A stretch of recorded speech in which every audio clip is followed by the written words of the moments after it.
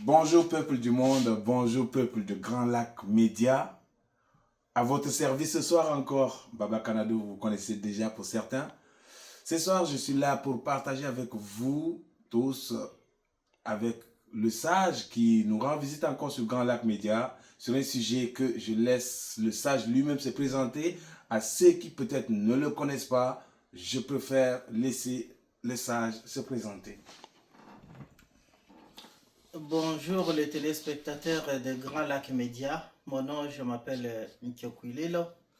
Je suis membre et cofondateur d'un parti politique au Congo qui s'appelle Congrès pour l'unité et la souveraineté nationale, Cousine. J'ai été candidat en 2023 à la députation nationale. Eh bien, aujourd'hui, j'ai voulu partager avec les téléspectateurs de Grand Lac Média certains concepts auxquels on est habitué et ma façon comme politicien et comment je les interprète. C'est à ce point que je vais partager avec vous.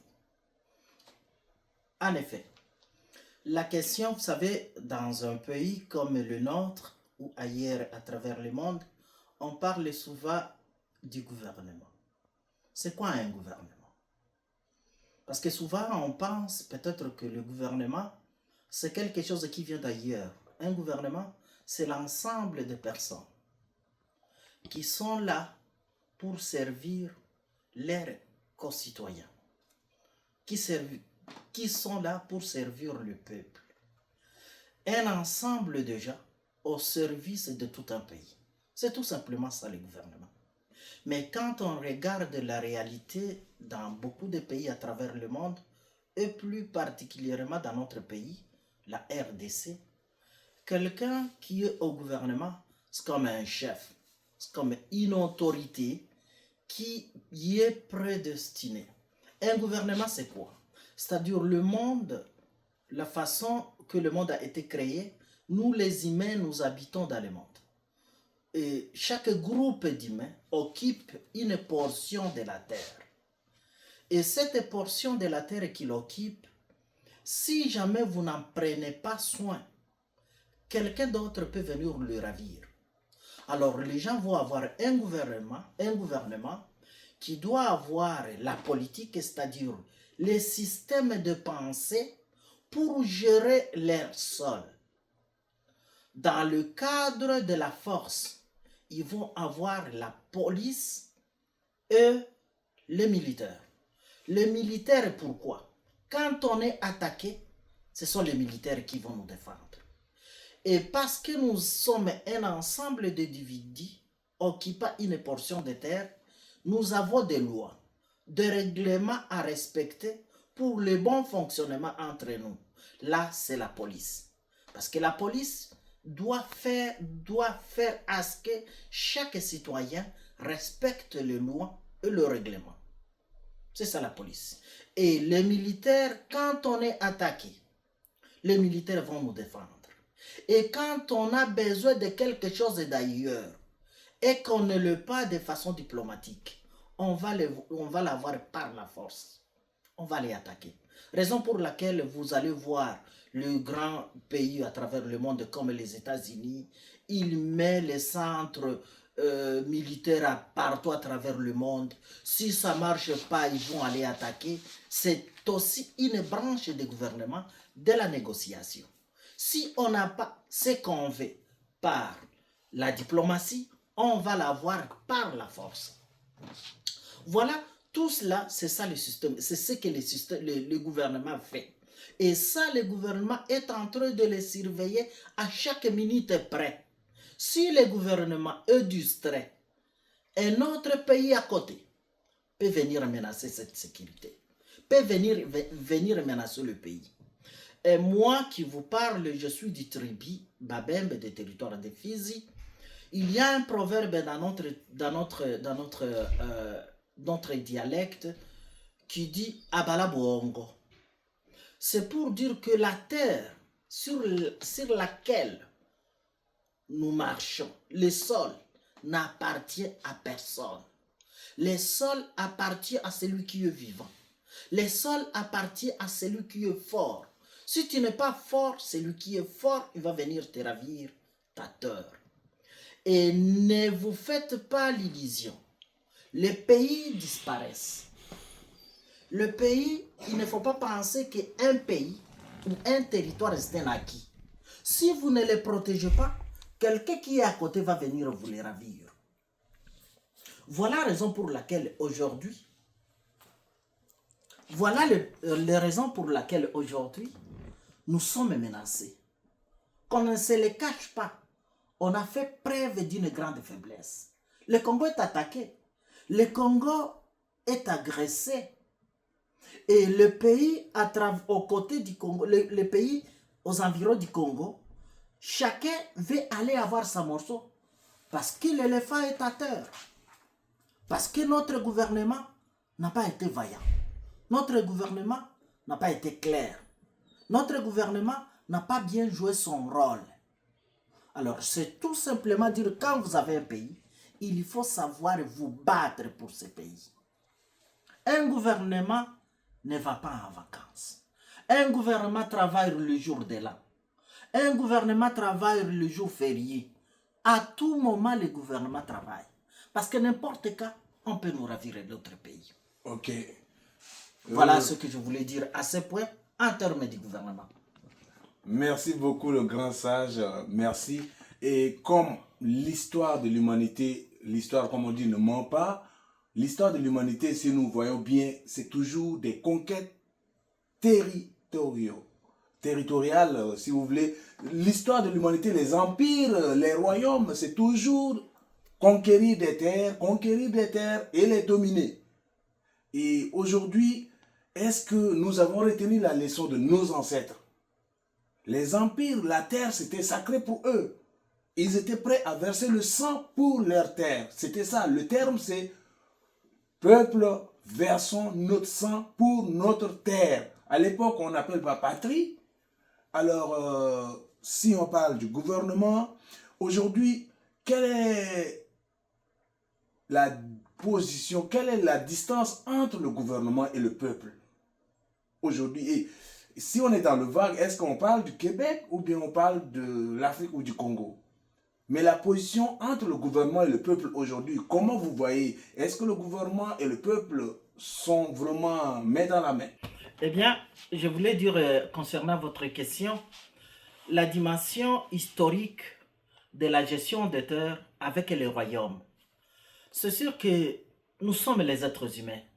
Avec la dimension de l'évolution, on a évolué. Il y a les choses qui ont évolué, qui se sont développées.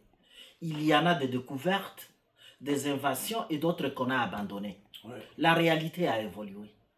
On ne va pas, nous n'allons pas, dans ma façon de voir les choses, je n'allais pas me traîner dans les royaumes. Raison pour laquelle le concept du gouvernement, aujourd'hui c'est le gouvernement, je voulais parler du gouvernement. Oui, je connais l'histoire. Les royaumes, j'en connais. Les royaumes en Afrique, je connais. Mais aujourd'hui, c'est le gouvernement, raison pour laquelle je voulais qu'on parle du gouvernement. Et les liens ou les rapports entre le peuple et le gouvernement, à ce point, il y a une dimension. Le gouvernement, c'est l'ensemble de gens, comme je l'avais mentionné tantôt, c'est l'ensemble de gens qui sont là, qui ont le pouvoir. Ils peuvent avoir, ils ont des titres. Président, premier ministre, député, directeur, l'ensemble de tous, c'est ça l'ensemble déjà que j'ai dit, ouais, sont là juste pour servir le peuple. Ouais. Alors, ils ne viennent pas d'une autre planète. Non. C'est-à-dire, il ne faut pas dire que le gouvernement fait ça parce qu'ils ne comprennent pas le peuple. Non, tout simplement, quand on a un gouvernement, l'ensemble des gouvernements qui n'ont pas la vision du peuple, ouais, c'est là où il y a cette différence. Mais un gouvernement qui sait qu'il y représente le peuple, qu'il y représente les valeurs du peuple, qu'il y représente les besoins du peuple, à chaque discussion, à chaque loi, la question, qu'est-ce que ça sert à notre peuple? Mais il y a des gouvernements qui s'en foutent de cette dimension. Et c'est là où on doit avoir des gouvernements faibles. Et c'est là où on doit avoir des gouvernements qui adorent les individus. Mais un pays avec l'ensemble du gouvernement, qui savent et qu'on est attaché sur la dimension de voir comment ce peuple peut être développé, comment ce peuple, on peut l'élever. Ce gouvernement, il ne s'attache pas à la personne, il s'attache tout simplement au principe. Et toujours le principe, c'est quoi? Le principe, c'est la dimension d'évolution. Parce qu'il y a des écrivains qui ont écrit, vous savez, si tu ne veux pas changer, parce que tout le monde crie les changements à travers le monde. Je vais vous dire une chose. Si tu veux changer, il ne faut pas changer. Et si tu ne veux pas changer, il faut changer. C'est fou parce que c'est le concept philosophique. C'est-à-dire quelqu'un qui veut changer réellement. Cette personne ne change pas. Il ne fait que juste évoluer dans sa dimension de voir les choses. C'est ça le changement. C'est-à-dire la personne de qu'on est né, on se déplace. Est-ce que la façon de se déplacer au Moyen-Âge, c'est le même aujourd'hui? La réponse est non. Mais les gens se déplacent. Exactement. Ça n'a pas changé le déplacement. Le terme est le même. Le terme est le même. L'objectif est le même. Évolue. C'est-à-dire, si tu ne veux pas changer, il faut changer. Tu comprends? C'est vraiment... Là, c'est philosophique. Et si tu veux changer, il ne faut pas changer. Ça, je laisse de côté parce que ce sont dimensions. Quand on les parle à des gens normaux, ils vont trouver comme si on fait le jeu de mots. Mais c'est ça la réalité. Et c'est ça le rôle du gouvernement. Le peuple et le gouvernement, il n'y a pas la distance. La seule chose, il faut que le peuple, la population, les citoyens s'identifient dans le gouvernement quand le gouvernement vote les lois et pose les actions. Le peuple s'identifie là-bas. Tout simplement, c'est ça. Merci beaucoup. La question est répondue. Et encore, chers téléspectateurs de Grand Lac Média, le sage a donné sa sagesse. Si tu veux changer, ne change pas. Ou quoi? C'est sa sagesse, vous avez entendu. Je voulais un peu reprendre, mais je ne suis pas capable. Et quelque part, il y a quelqu'un qui dit, si tu as besoin d'une pomme, lève-toi, va cueillir. Et le peuple, j'avais discuté tantôt hors micro, un peuple dont s'il y a le silence et ne fait pas de propositions, il y a un problème. Et si le gouvernement ne reçoit pas des propositions, nos élus, nos représentants ne reçoivent pas des propositions du peuple, ben, si eux, ils font des actions, après, ça crie, wow, ne crie pas. Si les oranges sont mûres, mais tu t'es pas levé pour aller cueillir. Ou bien quand les oranges sont à planter, tu t'es pas levé pour aller planter. Merci beaucoup, grand sage, pour vos éclaircissements entre le peuple, le gouvernement, nos élus, nos représentants. Et en écoutant tout ça, et que le peuple ne se sent pas vraiment représenté, ne se sent pas entendu, et ça me soulève une question que peut-être beaucoup se posent. Est-ce qu'il faut payer un prix pour mériter d'être un citoyen d'une nation, d'un peuple, pour être entendu par un gouvernement, par nos représentants? Est-ce qu'il y a un prix à payer pour mériter d'être un citoyen? Merci. Merci Canada pour la question. Cette question, parce que m'amène au concept. Je veux que le téléspectateur écoute ceci. Le concept de la liberté et le concept de la paix. Est-ce qu'il faut un pays, il faut un prix pour être citoyen? Tantôt quand on parlait, tu avais encore posé, si tu veux la pomme, lève-toi, allez la cueillir. La pomme. L'histoire de l'Afrique, notre beau continent, qui aujourd'hui, parmi les continents à travers la planète Terre, le continent qui a subi des sévices, le continent dont le peuple porte un mal collectif, du traumatisme, de la honte, de l'humiliation, c'est l'Afrique. Parce que nous, en Afrique, on a été vendus comme des produits. Pas comme humains, Non. comme des produits. Comme le bétail. Comme les bétails. Nous, en Afrique, les gens ont quitté chez eux et allé nous dominer chez nous, sur place. La colonisation. C'est le seul Afrique continent à travers le monde qui a subi ça. Tous ces mal-là, un Africain qui m'écoute, oublie pas, tu portes ça dans ton ADN. Raison pour laquelle nous, les Africains, on se sent inférieurs. Parce qu'on le porte dans notre ADN. Mon grand-parent, ton grand-parent a été vendu. Peut-être tu ne le sais pas.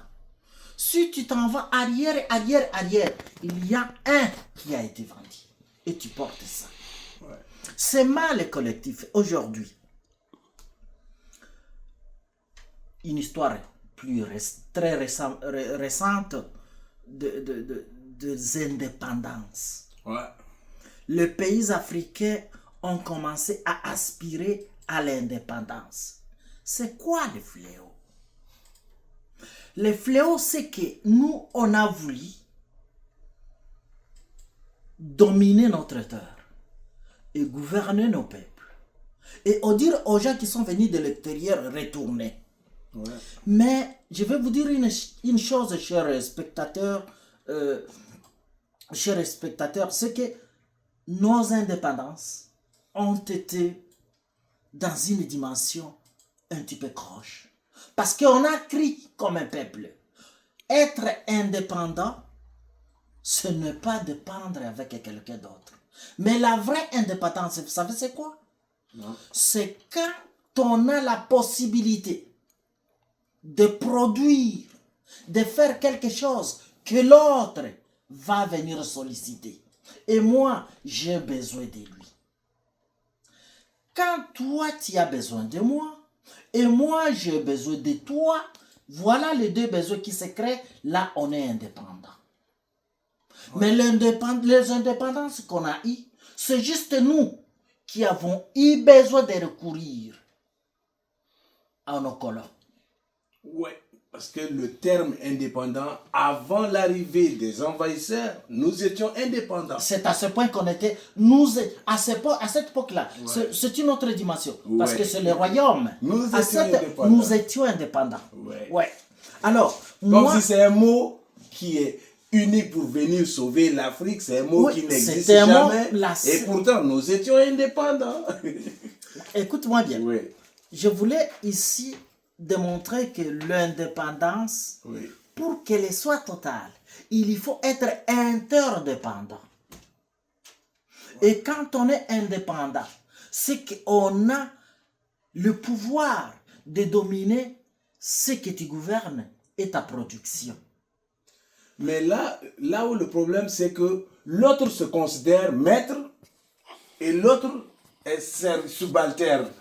Et quand le subalterne se voit indépendant, le maître ne veut pas manger à la même table que le subalterne. Et c'est là où le mot indépendance, ils nous ont glissé. Mais ça ne veut pas dire qu'on va manger, déjeuner ensemble à la même table. Le chef va manger là, mais toi, tu attends derrière. C'est un peu ça. Non, seul à mon avis, à ma façon de voir les choses, ouais. Ces dimensions manger ici, c'est plus bas. Ouais. Parce que moi, je vois les nations. Parce qu'une nation ne peut pas se rassembler sur une table et manger. Je vois les nations. Ouais. Nous, nos capacités de production et de gouverner. Ouais. Alors, prenons-les ensemble dans nos familles. Ouais. Mon grand frère n'a rien, l'autre n'a rien. Un seul parmi nous est infirmier. Mes capacités ne seront pas à mesure d'aider tout le monde. Parce qu'on n'est pas interdépendant. Mais si on est interdépendant, c'est-à-dire quoi?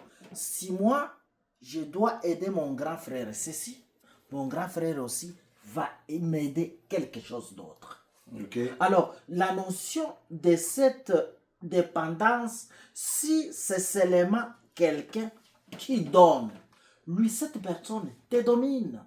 Raison pour laquelle entre citoyens et le gouvernement, nous attendons à ce que la personne, Premier ministre, ministre, directeur, lui, il va donner le travail aux gens qu'il veut. Parce qu'en donnant le travail, il doit dominer ces gens. Il n'y a pas une offre d'emploi.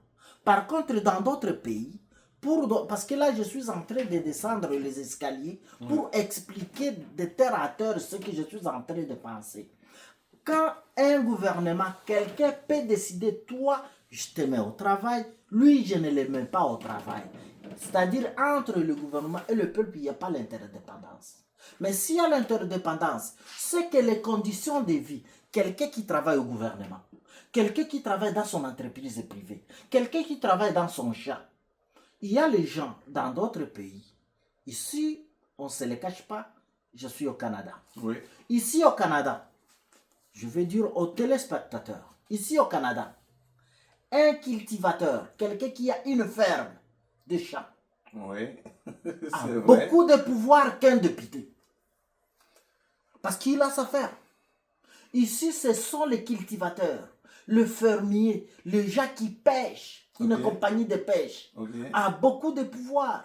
Mais quand vous descendez chez nous, un pêcheur, c'est comme un métier d'un vorier. Un sous-homme. C'est lui qui a Un cultivateur, c'est un vorier. Par contre, si chaque table, chaque matin, si quelqu'un sort de chez lui, excuse-moi, si quelqu'un sort de chez lui, il faut qu'il ait mangé. S'il n'a pas mangé, il doit avoir faim. Il ne sera pas bien là où il va aller. C'est-à-dire, tout le monde mange pour qu'il se sente bien. Raison pour laquelle les gens qui ont les fermes, comme une ferme de production de pommes de terre, c'est riche. Alors là, le gouvernement dépend maintenant de son peuple. Parce que si mon peuple ne produit pas ceci, moi, le gouvernement ne fonctionnera pas. Mais dans nos pays, ce n'est pas comme ça.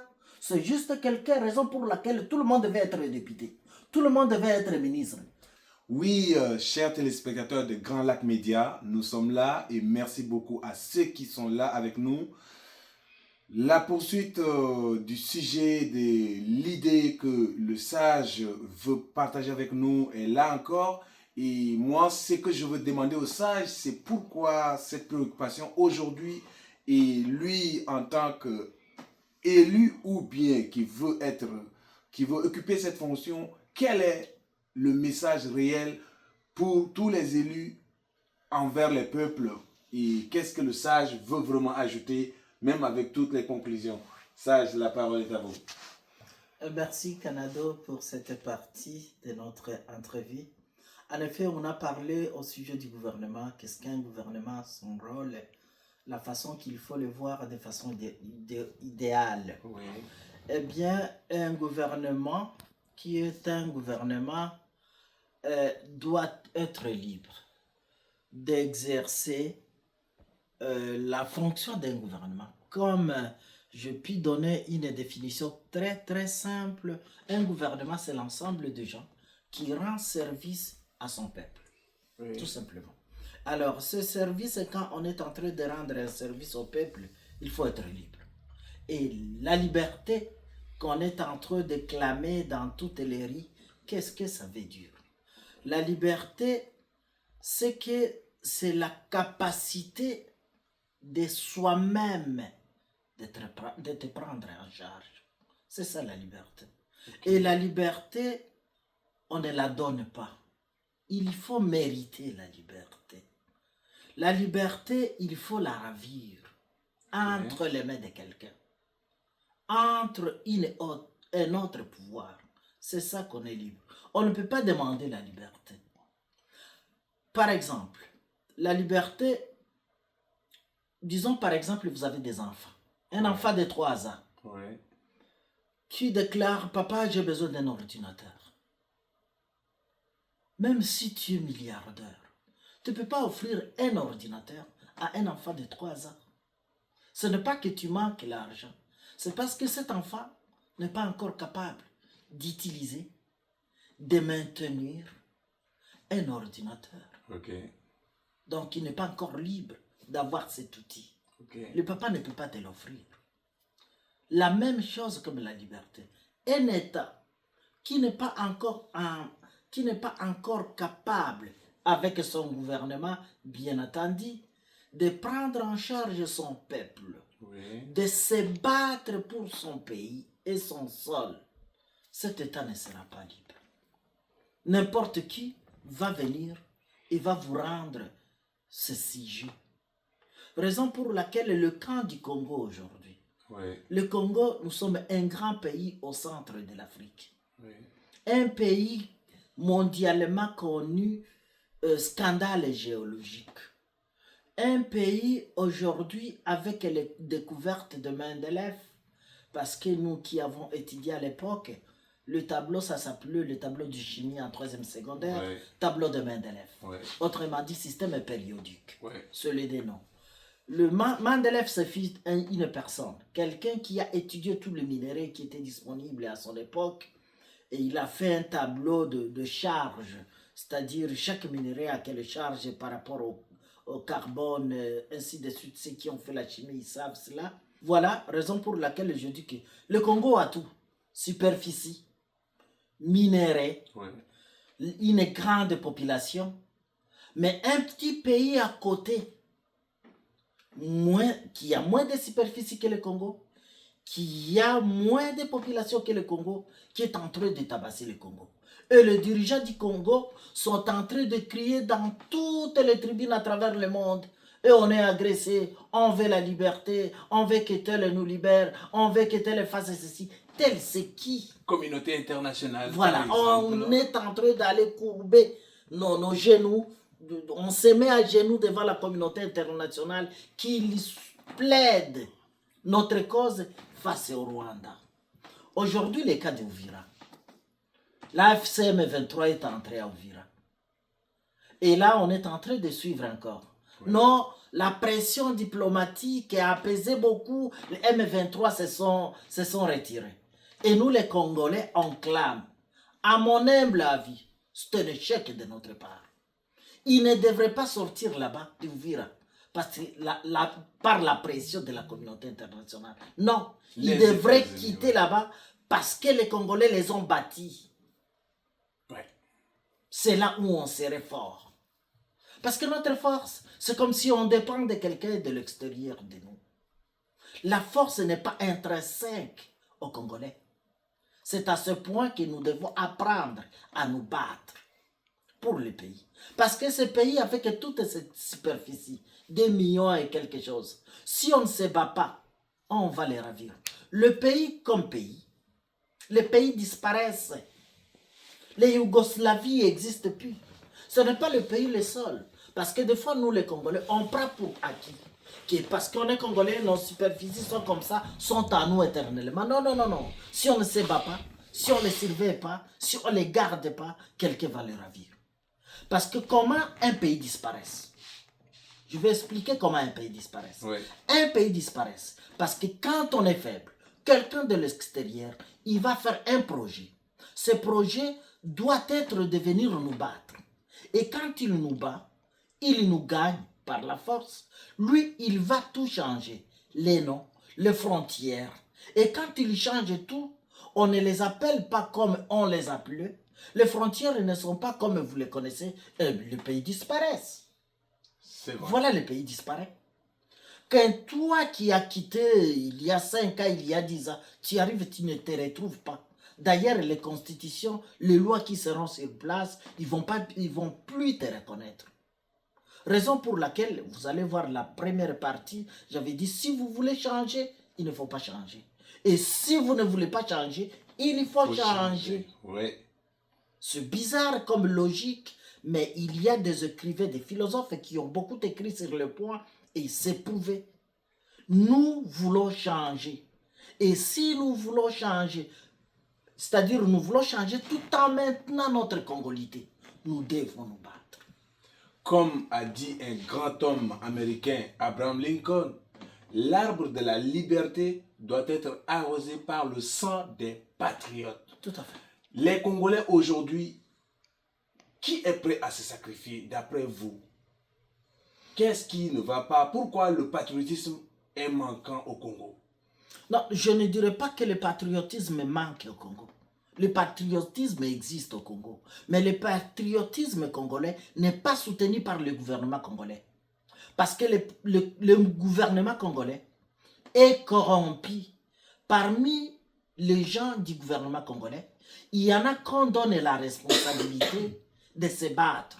Et ces gens vont aller rencontrer les patriotes. Mais parce qu'ils sont corrompus, ils vont détourner la mission, ils vont détourner les moyens, les moyens qui sont disposés aux patriotes pour se battre. C'est là où il y a la faiblesse. Toujours, parce que je dis toujours, le gouvernement ensemble des gens qui rendent service. Si le gouvernement identifie un groupe de gens patriotes, le gouvernement doit entretenir ce groupe de gens. Le gouvernement doit donner à ce groupe de gens le moyen pour se battre. Alors, au Congo, aujourd'hui, ce n'est pas les Congolais comme peuple qui a un problème. Le grand problème appartient aux dirigeants. Parce que tout ce qui est dans un pays, on attend au gouvernement de venir en aide, de venir renforcer. Parce que les Congolais, c'est bon. Il y a les Congolais, citoyens congolais, qui ont pris les armes, qui sont en train de se battre contre l'agresseur. Mais il y a les éléments des forces armées congolaises qui les trahissent. Un exemple. Parce qu'au Congo, on les appelle les Wazalendo. Un commandant de Wazalendo qui est à la ligne de front, qui est en train de se battre. Et lui, il voit, il est en train de gagner la guerre. Il n'a pas la munition. Il demande au commandant des forces armées congolaises, envoyez-nous la munition parce qu'on est, on est sur la ligne de front. Ouais. Par exemple, ils ont le M16 comme arme. Lui, il va envoyer la munition des AK-47. Et il y connaît exactement. Ça se passe au Congo actuellement. Congolais comme peuple, on a fait preuve de notre détermination.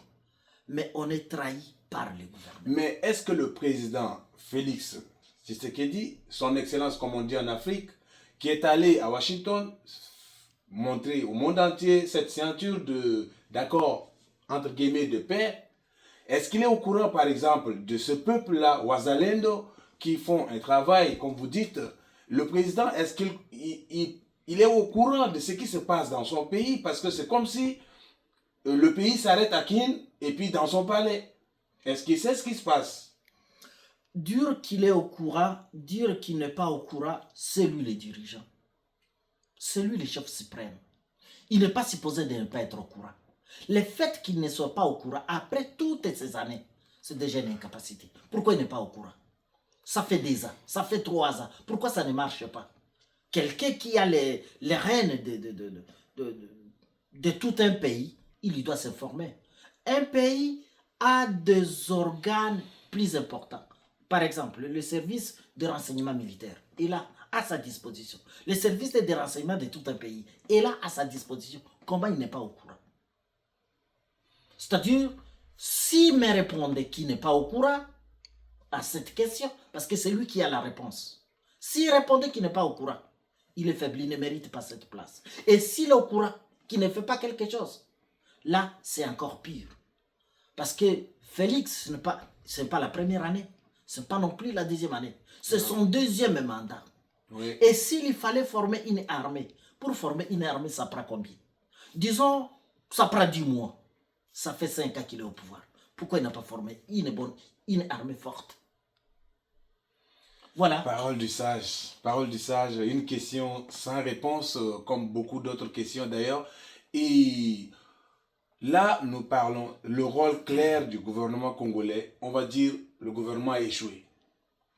L'État est en train d'échouer face au peuple. Le compte-rendu, qu'est-ce que l'État va faire comme compte-rendu au peuple? Ah, nous sommes allés à Washington signer l'accord de paix et quelqu'un a dit, mais un accord de paix, aujourd'hui, l'accord de paix là, quelles sont les garanties de cet accord? Est-ce que la logique de la guerre, oui, si on s'en va dans le pourparler, pendant la guerre, Oui. il y a un qui est faible. Parce que quand il y a la guerre, il faut que le fort gagne. Alors quand on dit, non, on va aller s'attendre, on va faire les accords, il y a un qui est faible. Oui. Et quand on s'en va au pourparler, pendant la guerre, il y a un qui est faible. Et celui qui est faible, il va suivre les instructions de celui qui est fort. Parce que celui qui est fort va dire, si jamais vous n'acceptez pas ces conditions, moi je me bats. Celui qui est faible, il va se courber. Pourquoi le Congo est allé au pourparler? À mon avis, il ne devrait pas aller au pourparler. Et si Rwanda, oui, avec son M23, oui, est en train de bombarder Goma, oui, moi je suis en train de bombarder Kigali. Voilà. Il y a une chose, quand on va, ça, mon avis. on va au pourparler, Ouais. ça veut dire qu'on a quelque chose à déposer sur la table. Ce n'est pas une négociation, c'est la guerre. Voici ce que moi je veux. Si vous voulez qu'on aille, ce n'est pas sur le terrain qu'on va gagner ou bien s'arrêter, mais c'est sur la table. Qu'est-ce que le Congo a apporté sur la table? Quelles sont les revendications du Congo sur la table à Washington pendant cette signature-là qu'on a vue? Juste les doléances. Ils demandent à la communauté internationale de leur plaider devant le Rwanda qu'ils quittent le pays. Pendant qu'ils sont allés pour parler, l'armée rwandaise est au Congo. C'est ça que je te dis. Pendant qu'ils sont au pourparler, l'armée rwandaise est au Congo. Entre les deux qui est fort. Parce que si le Congo était fort, il aurait pu mettre dehors d'abord l'armée congolaise. Excuse-moi, lapsus. L'armée rwandaise. Et où, si l'armée rwandaise est en train de bombarder Goma, Bukavu, l'armée congolaise devrait aussi bombarder Kigali. Ça, c'est l'échange. Il crie, on crie. Mais le Congo, lui, est en train de pleurnicher, de se promener à travers le monde, qu'on leur plaide devant le Rwanda. Et le Rwanda, son armée est au Congo, sous les noms de M23. C'est à ce point que je suis désolé pour dire que notre gouvernement est faible. Ok, là c'est clair, c'est le mot du sage. Le gouvernement de la République démocratique du Congo est faible dans la situation actuelle des choses. Et c'est le peuple qui paye le prix fort. Le peuple, les mères, les enfants, les jeunes filles, les jeunes garçons qui payent le prix fort pendant que les autres, ils attachent les cravates en train de monter des avions. C'est à peu près ça. Et sur le sujet de notre début d'échange, on est arrivé à ça. Un gouvernement qui a échoué. Que doit faire le peuple? Le peuple congolais doit se battre. Comment? Il est en train de le faire. Le peuple, c'est pas comment, le peuple congolais ne demande pas comment. Le peuple congolais est en train de se battre. Aujourd'hui même. Un exemple que je vais vous dire, je ne sais pas, Canada, si tu connais la région de Grand Lac, surtout la région est du Congo, Ouais. les AFC M23 est entré à Ouvir. Oui. Et quand ils sont entrés à Ouvir, ils ne se sont pas bâtis. C'est parce qu'ils ont contourné la position ou la ligne d'attaque qui était à Luvungi. Ils ont envoyé, ils ont payé des jeunes qu'ils ont corrompus. Ils sont venus avec des bombes, localiser des bombes dans des quartiers et les bombes ont commencé à exploser. Là-bas, ils se sont rendus compte comme on est entre les deux, les gens ont eu le panique. La population a quitté la ville, la grande majorité. Ils sont traversés, allés à Bujumbura. Il a la panique, la guerre est entrée. Puis les Ouazalendo qui étaient au front se sont échappés, les militaires burundais, tout. Et par après, ils sont rentrés. Mais pas en face. Parce que le M23, la façon qu'ils sont en train de récupérer les villes, Goma, Bukavu, ils ne se battent pas. Ils corrompent. Ils donnent la corruption, ils corrompent les chefs d'état-major, le commandant des opérations. Et ils décident qu'on n'a pas la force, on va faire le repli stratégique. Et quand ils font le repli stratégique, là, ils rentrent. Mais une guerre de front, ils ne parviennent pas. Dernièrement, ils voulaient descendre à Fizi. Oui. Ils n'ont pas pu le faire. Parce que les Ouazalendo qui sont là, le peuple, comme je te l'ai dit, Ils se sont battus, ils sont retournés à Ouvira. Et si on les faisait partout, ils ne pouvaient pas aller nulle part. Mais il y a une chose au Congo que ça commence à s'observer.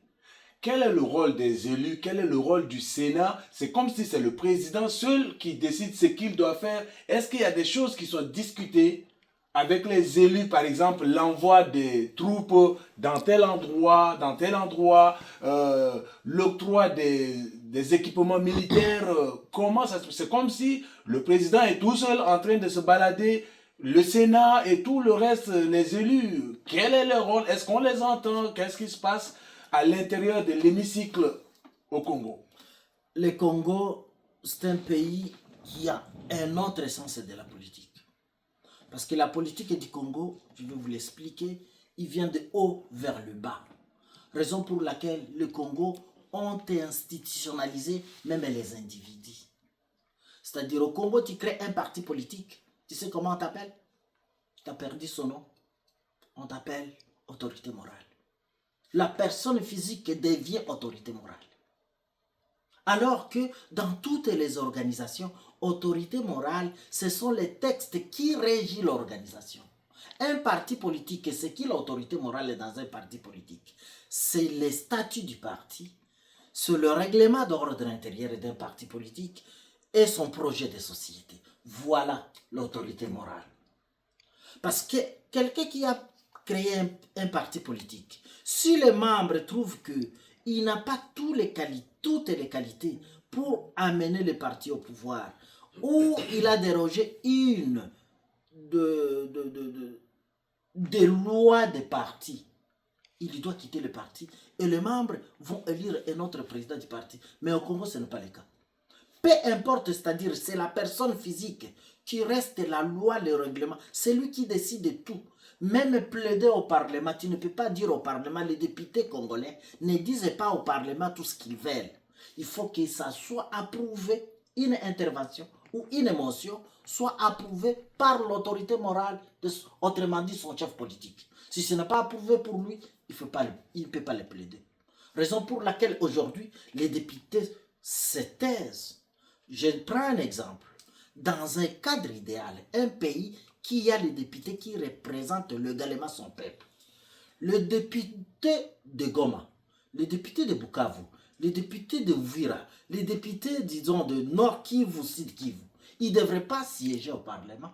Parce qu'ils siègent qui ils représentent, alors que leur peuple est en train de fuir. Et le gouvernement n'a pas encore déployé rien pour les libérer. Ils siègent pourquoi? On est en train de les payer pour ne rien faire.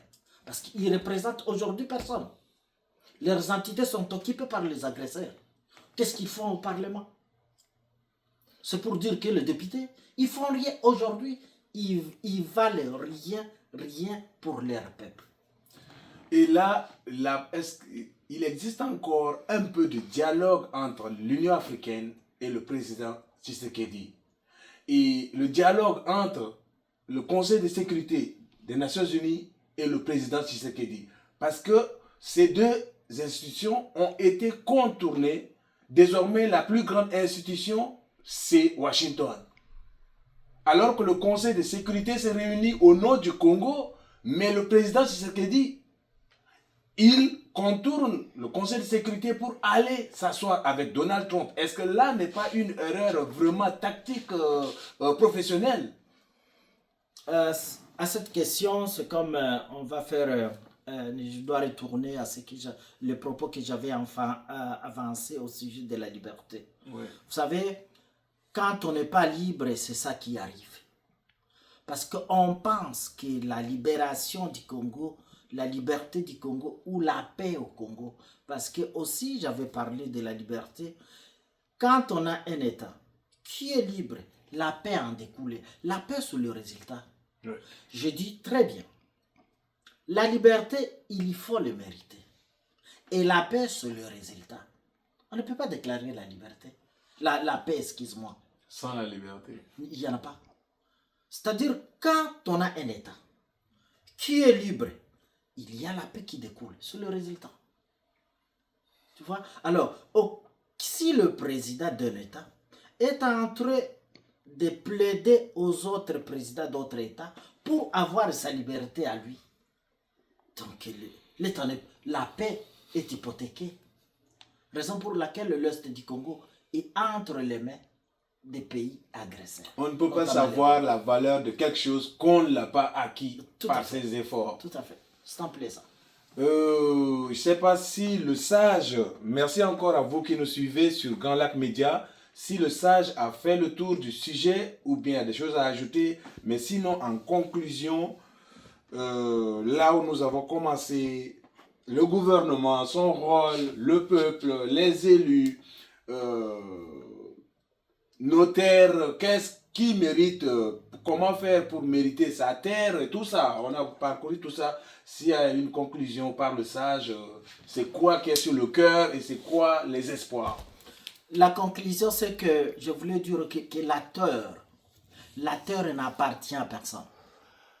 La terre appartient à celui qui se bat. Les Rwandais le savent. Raison pour laquelle ils viennent nous menacer. Si on ne se bat pas pour notre terre, les Rwandais vont la prendre. Le Congo n'est pas acquis. Uvira n'est pas acquis. Fizi n'est pas acquis. Lubero n'est pas acquis. Il faut se battre pour le maintenir. Parce que la terre comme terre appartient à celui qui est vivant. Si tu n'es plus vivant, la terre ne t'appartient pas. Si quelqu'un est venu, il t'a battu, il t'a gagné, tu dois vivre sous sa domination. Et il va faire de ta terre, il va faire de ton sol, des sols de tes ancêtres, tout ce qu'il veut. Raison pour laquelle, chers compatriotes congolais, nous avons tout devoir de nous battre. Et si les Rwandais et les Rwandais vont prendre une partie du Congo, ça ne soit pas pour les céder. Dites qu'on les laisse passer, non. Il faut qu'ils la gagnent par le sang, c'est-à-dire qu'ils se battent et qu'ils nous gagnent par la force. Si pas par la force, nous allons nous battre jusqu'aux dernières gouttes, parce que nous sommes déterminés. Et surtout, à ce point, je parle comme fils du territoire des fils. Ce territoire a une grande histoire. Une histoire qui est inscrite dans le livre du monde avec Mbavu Moja. Une histoire qui est inscrite dans les livres nationaux, c'est-à-dire l'histoire de la nation congolaise, parce qu'on s'est bâti à partir de 64. Le Congolais, les fils et filles du territoire des fils, les fils et filles des territoires d'Ouvir, quand vous attendez qu'ils se battent, ils ne se battent pas pour un régime. Écoutez ça bien. J'ai entendu certaines personnes dire que Fizi, on est en train de se battre pour Tshisekedi. On ne se bat pas pour Tshisekedi. On se bat parce qu'on est conscient que notre sol est menacé. Peu importe celui qui va devenir le président du Congo, pendant son régime, si Fizi est menacé, les fils et filles des fils vont se battre. Point à la ligne. Et c'est à ce point que je mets fait à cette entrevue.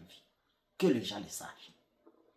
Qu'il soit au nord, au sud, en Occident, en Afrique, au Congo, à Fizi, à Boma, à Kindu, tout fils et fille du territoire des Fizi est déterminé à se battre. Et on sait comment manier les armes. Peu importe l'âge. Et je vous remercie. Merci beaucoup, grand sage. Et chers téléspectateurs de Grand Lac Média, vous avez écouté le sage. Oui, quand on entend le bruit des armes, personne n'aime entendre le bruit des armes. Nous voulons tous l'avenir de nos enfants qui vont à l'école et qui s'amusent dans les parcs. Mais s'il faut se battre pour sa patrie, le sage a parlé. Le peuple congolais est plus fort, l'Afrique est plus fort. C'est deux fils d'Afrique qui se battent. Qui a tort, qui a raison, le sage a parlé. Nous vous remercions. Bonne fête des fins d'année à tous. Merci.